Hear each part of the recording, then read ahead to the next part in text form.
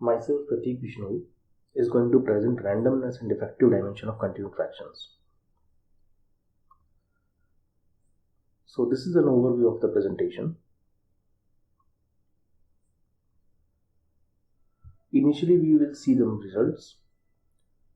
So informally, a sequence is called a Martinov random sequence if no betting strategy can win infinite amount of money. And the result is a number is continued fraction Martinov random if and only if it is binary Martinov random.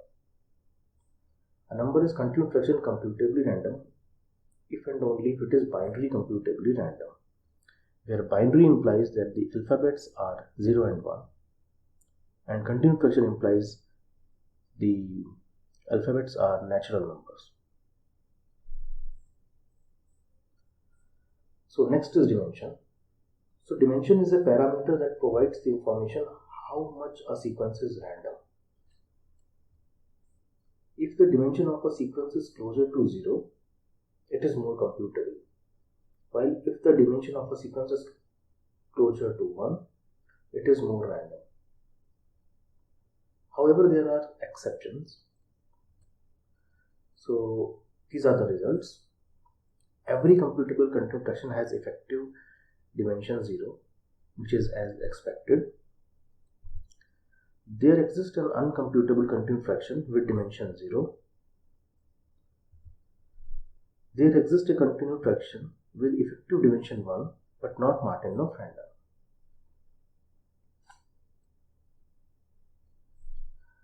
Now we move towards the continued fractions. So continued fraction refers to the given expression where a1, a2, a3 belongs to positive integers and a0 belongs to an integer. This expression may be finite or infinite depending upon the nature of the number. If the number is a rational number, then this expression becomes finite, and if the number is an irrational number, then this expression becomes infinite.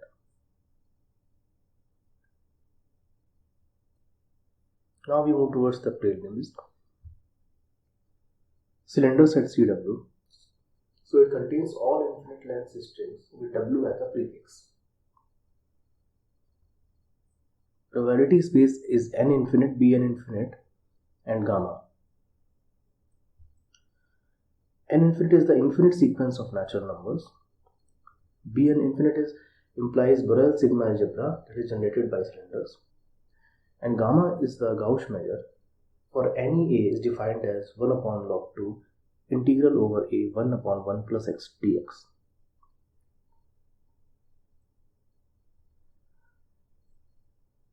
Now we move towards the martingales.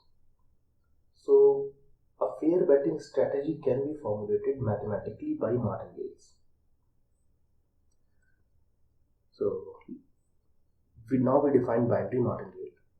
So a binary martingale is a function d which maps a finite length binary string to a non-negative real number such that dw is equal to the expected value of dw0 and dw1 for all w belong to sigma star, and sigma is equal to 0, 1, and d lambda is 1, means the initial capital that we have is 1. Now super martingale is a martingale with equality replaced by greater than or equal to in the above condition. Similarly, we can define continued fraction martingale. So continued fraction martingale represent the fair betting strategy on a sequence of natural numbers with respect to Gauss measure. So it is a function d which maps a finite length of natural number to a non-negative real number such that dw is equal to the expected value of dwi, where I belong to natural n, for all w belong to n star, and d lambda is equal to 1, means again the initial capital that we have is 1. Super martingale is a martingale with equality being replaced by greater than or equal to in the above condition.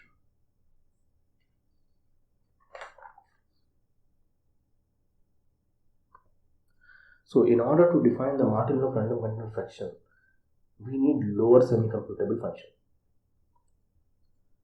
So a function d which maps a finite length of natural number to a non-negative real number is called lower semi-computable if there exists a total computable function d cap such that it maps n star cross n to a positive rational number such that d cap is monotonically increasing function and d cap converges to d as n tends to infinity.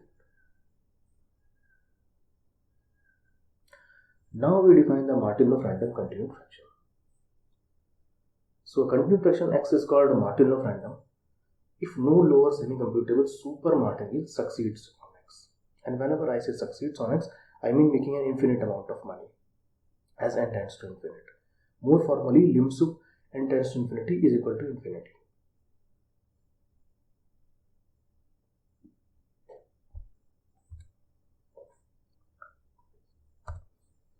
Now the result.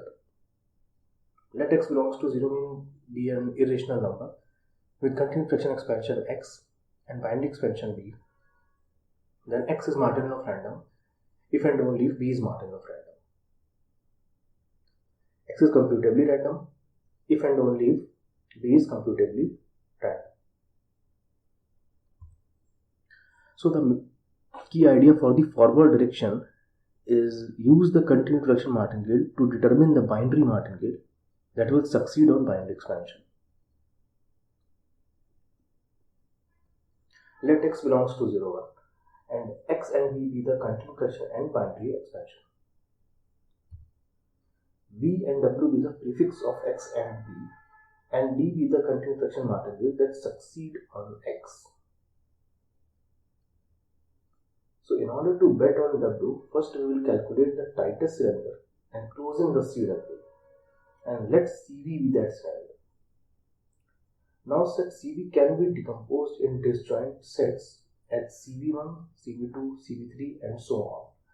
If CVI is a subset of CW, then DVI will put weight on W. And if CVI is not a subset of CW and intersection with CW is not empty, then we will put weight half of DVI.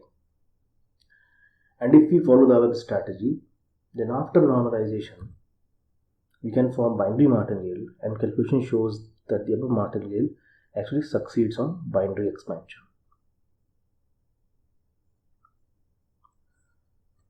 Now we move towards the reverse direction.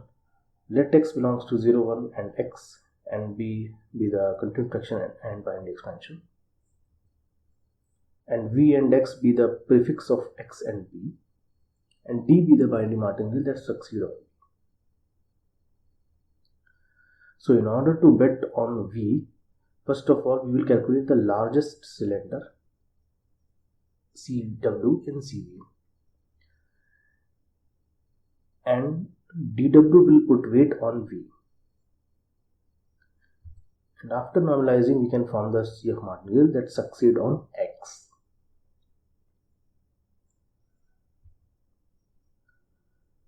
Now we move toward the second part of the paper. Using martingales, we can only classify sequences as random or non-random. It is important to know how non-random a sequence is. As in the case of binary sequences, we introduce the notion of effective Hausdorff dimension to quantify the amount of randomness in every continued fraction. Now, in order to define dimension formally, we require S-scale. So a S-scale is a function d which maps a finite length of natural number to a non-negative real number such that dw times mu cw whole power s equal to summation I belong to n dwi times mu cwi whole power s for all w belong to n star. S belongs to 0 to infinity.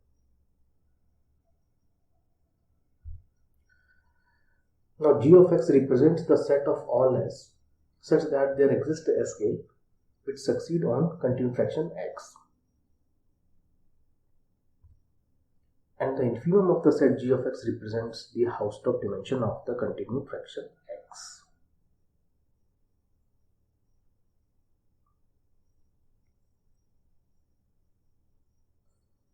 As in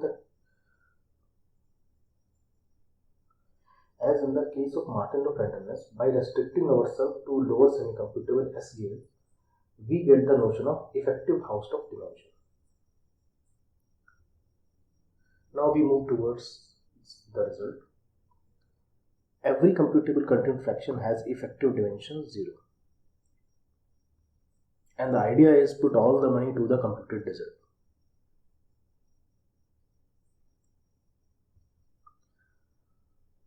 So let d lambda is equal to 1. So initially we have a capital 1 and a1 is the computed digit at step 1. So d lambda, we will put d lambda on a1 and let a2 be the computed digit at step 2. So we will put d of a1 to a2 and so on. D of a1 represents the amount of capital that we have if a1 appears in the sequence.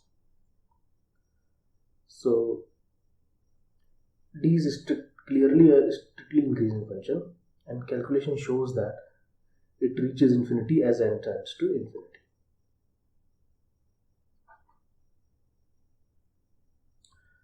Now we move towards the second result. So there exists an uncomputable continued fraction with dimension 0. So the idea is laws encountered at random positions are overcome well by computable positions. So we will see one of the construction. Let y be the Martin-Low random continued fraction and x be a computable continued fraction under certain conditions, and we will see later what the conditions are. Let y be a1, a2, a3 and so on, and x be b1, b2, b3 and so on. So if we take digits from y and x consecutively to form a z like a1, b1, a2, b2 and so on, then this z is an uncomputable continued fraction with dimension 0 if we choose the digits of x sufficiently large. And one of the sufficiently large x is, let Pn is the maximum of a1 to bn minus 1 in z, and if Pn is equal to Pn plus 2 whole power 2n minus 1 whole square for all n greater than 1 in x, then for all s belongs to 0, 1, S-Gale succeeds on z. So we have shown that if x is that much sufficient large, then z is a uncomputable continued fraction with dimension 0. For every Martin-Low of y, there is a computable x such that sequence z constructed using these will be uncomputable and having dimension 0. Now we move towards the second result. So there exists a continued fraction with effective dimension 1 but not a Martin-Low random. And the idea is construct a continued fraction where we will very slowly keeping the dimension 1.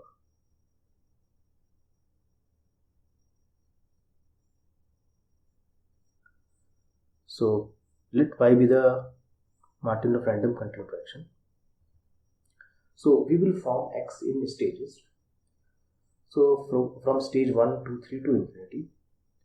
So at each stage s, we will copy s factorial digits from y to x. And then we will copy till 1 appears in y. And after that we will add one more 1 from our side in x. And then we will move towards the next stage s plus 1.